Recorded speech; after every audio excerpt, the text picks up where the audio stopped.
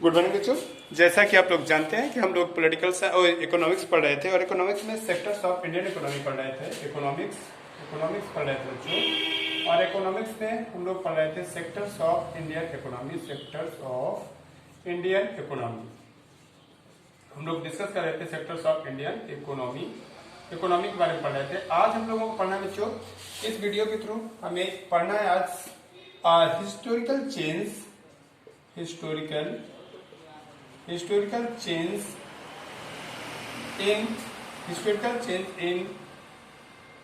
in Indian economy या historical change in sectors of Indian economy. तो आज हमें पढ़ना है कि हमारे इस सेक्टर्स में एक हिस्टोरिकल चेंजेज आए, वो पढ़ना है, उसको समझने की कोशिश ये करना है कि हमें अच्छे से अच्छी पार्ट समझ में आए। तो बच्चों आज जो बेसिकली हम लोगों को देखना है वो क्या हिस्टोरिकल चेंजेज आया, कौन कौन से हिस्टोरिकल चेंजेज आए। तो मैं बच्चों आप लोगों को बता दूं कि जब हमारा देश आज़ाद हुआ 1950 से हम सारे रिकॉर्ड लेंगे, 1947 से लेंगे, आज़ादी के बाद से सारे इकोनॉमी के डेटा कलेक्ट करेंगे, उसके पहले के डेटा नहीं। तो बेटा जब हमारा देश आज़ाद हुआ 1947 में, तो उस समय देखा जाए तो हमारा बाकी जो दो सेक्टर थे, प्राइमरी सेक्टर था, सेकेंडरी सेक्टर था, टर्सरी सेक्टर था। तो जो प्राइमरी सेक्टर था वही बेसिक सेक्टर था, क्योंकि उस समय आज भी जो जैसे उस समय हमारे पास नेचुरल रिसोर्सेज ज़्यादा थे। और प्राइमरी सेक्टर्स कहता है बच्चों, primary sectors are dependent on the natural resources पे डिपेंड करता है। नेचुरल रिसोर्सेज मतलब बच्चों यूज ऑफ नेचुरल रिसोर्सेज, ये हमारा प्राइमरी सेक्टर होता है। प्राइमरी सेक्टर्स में हम नेचुरल रिसोर्स, तो उस समय हमारे नेचुरल रिसोर्सेज आज के कंपेरेटिवली ज्यादा थे। तो हमारा बेटा प्राइमरी सेक्टर तो ठीक था, लेकिन बाकी सेकेंडरी और टर्सरी सेक्टर के लिए बिल्कुल फेवरेबल कंडीशन नहीं थी, क्योंकि there was lack of industrialisation, there was no infrastructure for the industrialisation, as well as there was also conditions lack of the development of the services, क्योंकि britishers हमेशा कहते थे, आल्दो किसी ने कहा है बच्चों, किसी ने कहा है कि विदेशी शासन कितना भी अच्छा हो, कितना जस्टेबल हो, कितना भी डेवलपिंग हो, बट वो हमारे अपने खुद के शासन से, जो कि भले ही खराब है लेकिन उससे खराब ही होता है। हमारे देश का शासन हमारे देश के लोगों के थ्रू भले ही वो खराब तरीके से किया जाए, लेकिन वो फिर भी बेटर है rather than the foreign rule. तो वैसे ही बेटा वो लोगों ने इंडिया के रिसोर्सेज को, नेचुरल रिसोर्सेज को तो एक्सप्लॉयटेशन किया, बट इंडिया के डेवलपमेंट के लिए उन्होंने कोई सर्विसेज और बेसिकली जो उन्होंने थोड़ा बहुत इंडस्ट्रियल डेवलपमेंट किया वो सिर्फ अपने प्रॉफिट के लिए किया। उनका पर्पस कहीं नहीं था नेशनलिज्म, वो अपने देश के नहीं थे, हमारे देश के लोग ही नहीं थे, तो उनके अंदर feeling of nationalism how it can be generated, कैसे जनरेट हो सकती है बच्चों। तो मैं बेसिक कह रहा था बच्चों कि जो हिस्टोरिकल चेंजेस है वो हिस्टोरिकल चेंजेस मैं ये बता रहा हूँ कि उस समय जो भी लोगों की इनकम थी उस समय, तो बेटा 90% population, more than 90% population was dependent on the primary sectors. More than 90% population was dependent in the primary sectors, means they were getting their employment या their bread and butters, जो भी रोजी रोटी है वो बेटा they were getting from the primary sectors. 90% population was dependent on the primary sectors because there was no engagement of the secondary and tertiary sector, means industrial and service sector का कोई वो नहीं था। तो उस समय बेटे हम बातें क्या है 1950 के पास, जब हम देखते हैं 1950 के पास हम देखते हैं बच्चों, तो उस समय हम कह सकते हैं कि हमारे देश का 1947 के अगर करीब देखें, 1947 के करीब देखें तो उस समय हम कह सकते हैं 60 to 70% हमारी जो उस समय की इकोनॉमी थी, इकोनॉमी का 60 to 70% इकोनॉमी का हिस्सा बच्चों कहां से आता था? प्राइमरी सेक्टर से आता था, प्राइमरी सेक्टर से ही आता था।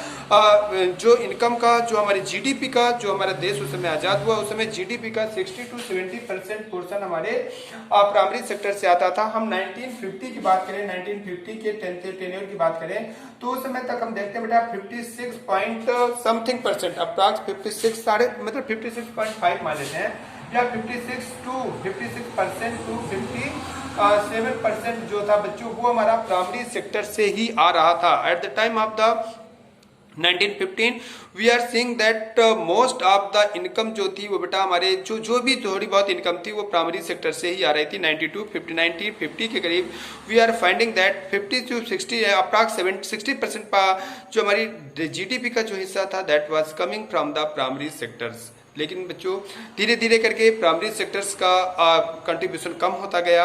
और प्रेजेंट टाइम पे अगर हम देखते हैं, प्रेजेंट टाइम पे अगर हम देखें बच्चों, प्रेजेंट टाइम पे देखते हैं, मतलब अभी के सिनारियो के हिसाब से देखें तो केवल हमारे पास 17 to 19%, जैसा पिछले वीडियोस में मैंने बताया था, 17 to 19% ही हमारे प्राइमरी सेक्टर से हमें मिलता है, बाकी सेकेंडरी और सर्विस सेक्टर से मिलता है।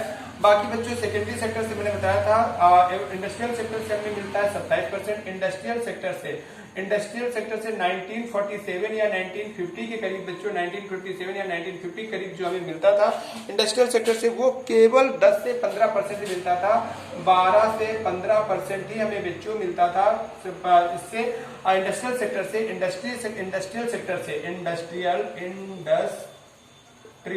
सेक्टर से हमें बच्चों मिलता था केवल इतना परसेंट। और सर्विस सेक्टर से जो बच्चों हमें मिलता था, सर्विस सेक्टर्स या इसे हम ट्रांसपोर्टेशन सेक्टर्स भी कहते हैं, सर्विस सेक्टर से जो हमें मिलता था, टर्सरी सेक्टर या सर्विस सेक्टर से जो हमें मिलता था वो मात्र 25 से 28% मिलता था। 25 to 28% ही हमारी जीडीपी का बच्चों कहां से मिलता था, टर्सरी सेक्टर से मिलता था। 1950 के आसपास की घटनाएं मैं बता रहा हूं। लेकिन बच्चों अब हम देखते हैं 1950 के बाद से हम देखते हैं कि लगातार रूप से हमारे प्राइमरी सेक्टर का कंट्रीब्यूशन कम होता गया, सेकेंडरी और सर्विस सेक्टर का कंट्रीब्यूशन बढ़ता गया। और प्रेजेंट टाइम पे, प्रेजेंट सिनेरियो पे अगर देखते हैं तो बेटा हमारे प्राइमरी सेक्टर का कंट्रीब्यूशन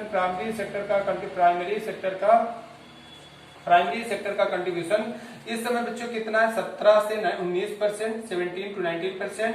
सेकेंडरी सेक्टर का बच्चों, सेकेंडरी सेक्टर का जो कंट्रीब्यूशन है वो लगभग 27 से 30% है। और जो हमारे सर्विस सेक्टर का, टर्सरी सेक्टर का जो कंट्रीब्यूशन है वो लगभग 54.5 या 66%, 54.66%। ये बेटे अभी 2011-12 के सिनारियो में आपको बता रहा हूँ, अब तो और ज्यादा चेंजेस थोड़ा बहुत हुए हैं। तो ये जो सिनारियो है, पहले बेटा ये परसेंटेज, इससे ज्यादा परसेंट हमारा प्राइमरी सेक्टर से आता था और सेकेंडरी सेक्टर से बहुत कम आता था, लेकिन टर्सरी सेक्टर से तो बिल्कुल कम आता था। लेकिन आज हम देखते हैं बेटा टर्सरी सेक्टर से हमें सबसे ज्यादा लगभग 56 या 57%, 56% हमें प्राइमरी सेक्टर, 54.66% 2012 के रिकॉर्ड में बता रहा हूँ कि इतना परसेंट के नाम से बेटा हमको सर्विस सेक्टर से मिलने लगा और प्राइमरी सेक्टर से मात्र 17 से 19% मिलने लगा। तो इस तरीके से वी आर सीइंग कि हमारे जो सेक्टर्स हैं इसके कंट्रीब्यूशन में एक मेजर चेंज आया, एक हिस्टोरिकल चेंज आया, that is known as a historical change. बच्चों मैं आपको बार बार बता दूं कि इसका मतलब ये मत समझना कि प्राइमरी सेक्टर का या एग्रीकल्चर, प्राइमरी सेक्टर का मेन पर्पज मतलब मेन कंपोनेंट एग्रीकल्चर, कि हमारा एग्रीकल्चर सेक्टर रिड्यूस हुआ है, नहीं। पहले बेटे हमारे एग्रीकल्चर सेक्टर की मैं पोजीशन बताऊं, 30 से 40 crore population at the time of the freedom of our country वो भूखों मरती थी, लेकिन आज 130-35 करोड़ पॉपुलेशन का पेट भरा है और हम फॉरेन एक्सपोर्ट भी कर रहे हैं और हमारे पास हमारी ग्रेनरीज एकदम भरी हुई हैं। सरकार मुफ्त में अनाज लोगों को, गरीबों को बंटवा रही है। तो सोचो बेटा हमारा प्राइमरी सेक्टर रिड्यूस नहीं हुआ, लेकिन हमारे बेटे बाकी के सेक्टर्स बहुत आगे चले गए हैं, सेकेंडरी और टर्सरी सेक्टर्स बहुत आगे चले गए हैं। इस वजह से प्राइमरी सेक्टर तो और भी एडवांस हुआ है, पहले से बहुत ज्यादा टाइम्स एडवांस हुआ है, लेकिन सेकेंडरी और टर्सरी सेक्टर मेनी टाइम्स ज्यादा एडवांस हो गए हैं।